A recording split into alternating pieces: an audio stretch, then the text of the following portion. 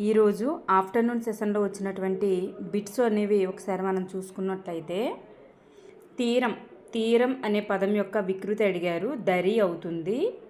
ఉత్ప్రేక్ష అలంకారం సీత అని చెప్పేసి ఒకటి అన్నట్లు అనేటటువంటి కీవర్డ్ వచ్చింది అనమాట. అందులో అది ఉత్ప్రేక్ష అలంకారం గురించి ఒక ప్రశ్న అనేది రావడం జరిగింది.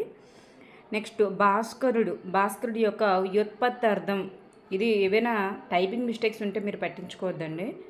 భాస్కరుడు యొక్క వ్యుత్పత్తి అర్థం అనేటటువంటిది ఇచ్చారు సూర్యుడికి సంబంధించి. నెక్స్ట్ 2025 రిపబ్లిక్ డే దినోత్సవానికి ముఖ్య అతిథిగా వచ్చిన వారు ఎవరు? మనకు తెలుసు కదా, ఇండోనేషియా అధ్యక్షుడైనటువంటి ప్రబోవో సుబియాంటో రావడం జరిగింది రిపబ్లిక్ డేకి. మొన్న ఒక డిఎస్సి ఎగ్జామ్లో కూడా ఇచ్చారు, మళ్ళీ రిపీట్ అయిందనమాట సేమ్ బిట్. నెక్స్ట్ ఘన విభజనకు సంబంధించి హగనం గురించి ఇచ్చారనమాట. గల అనుకుంటా హగనం అనేది. సో అంటే గురువు లఘువు ఇది ఇచ్చారంట, హగనం ఏంటి అని. నెక్స్ట్ ఆర్టికల్, ప్రిపోజిషన్, టెన్సెస్ ఇవన్నీ కామనే మనకి. మార్నింగ్ సెషన్లో కూడా మనకి సూపర్లేటివ్ డిగ్రీ మీద ఇచ్చారు, ప్రెసిస్ రైటింగ్ మీద ఇచ్చారు. నెక్స్ట్ సెంటెన్స్ నెగిటివ్ ఫార్మేషన్ కోసం ఇచ్చారు. ఇవన్నీ కామన్గానే వస్తుంటాయి. నెక్స్ట్ వెంగమాంబ అష్టఘంటాల గురించి ఒక బిట్ అనేది రావడం జరిగిందంట. వెంగమాంబకు సంబంధించి అష్టఘంటాలు.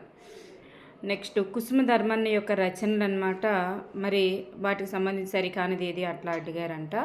శివాజీకి గురించి ఒక ప్రశ్న అనేది రావడం జరిగిందంట. శివాజీకి సంబంధించి ఒక ప్రశ్న. నెక్స్ట్ ఎన్ని ఇడ్లీనైనా తినగలడు అనేది ఏ వాక్యం అవుతుంది? తినగలడు అతని యొక్క సామర్థ్యాన్ని తెలియజేస్తుంది కదా, సామర్థ్యార్థక వాక్యం.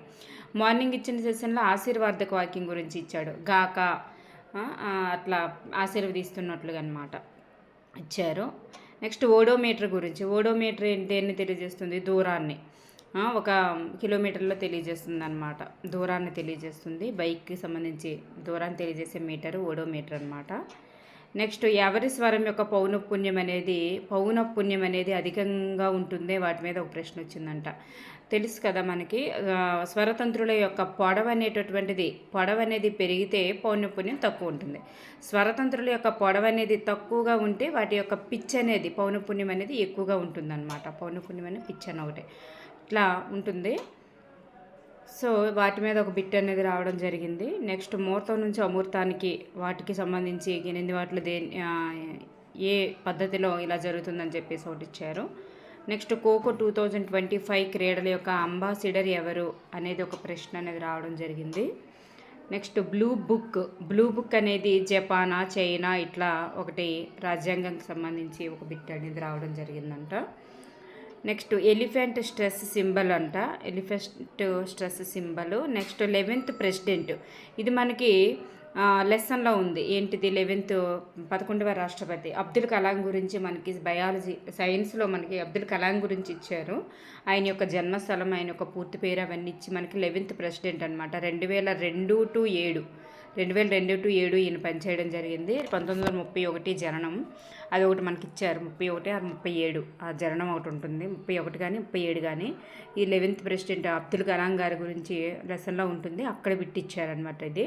నెక్స్ట్ గజల్లో మక్త అంటే పల్లవిని ఏమంటారు, చరణాన్ని ఏమంటారు, ఇట్లా ఉంటుంది కదా అది. అయితే మరి ఇదే బిట్టు మళ్ళీ రిపీట్ అయిందనమాట. ఇంతకు ముందు కూడా మనకి ఎగ్జామ్లో వచ్చింది, మళ్ళీ రిపీట్ అయింది. Under 19 ఉమెన్ గురించి కూడా రిపీట్ అయింది మళ్ళీ బిట్టు. ఇందులో మెంబర్ కాని వారు ఎవరు అని చెప్పేసి బిట్ రావడం అనేది జరిగిందంట.